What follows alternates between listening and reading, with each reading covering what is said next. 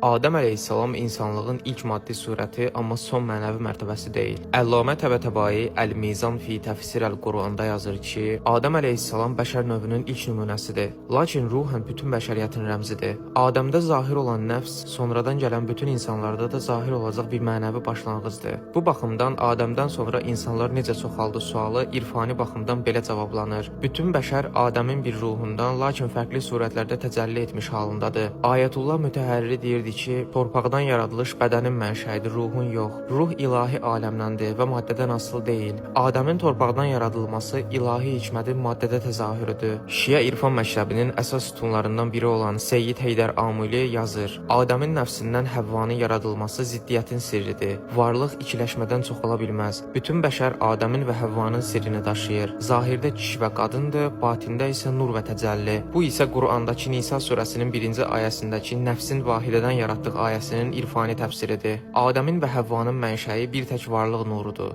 Allahın vahid adının təcəllisidir. İnsanın çoxalması isə vahiddən kəsilmə deyil, vahidin fərqli təzahürlərə çevrilməsidir. İmam Cəfər Sadiq əleyhissalam buyurur, Adəm əleyhissalam torpaqdan yaradıldı, amma ruh ona haqdan verildi. Elə bu səbəbdən mələklər səzdə etdilər, çünki haqqa səzdə etdilər, torpağa yox. Bu hədis isə irfani baxımdan belə izah olunur. Adəmdəki ilahi nəfəs Allahın öz nurunun təcəllisidir və bu nur bütün bəşəriyyətdə davam edir. Və son olaraq Əllamə Təbətəbai yazır: İnsanın həqiqəti onun bədəni deyil, onun haqla rabitəsidir. Yəni insan anlayışı Adəmin cisminin yaranması ilə yox, haqqın ruhundan üfürülməsi ilə zahir olur.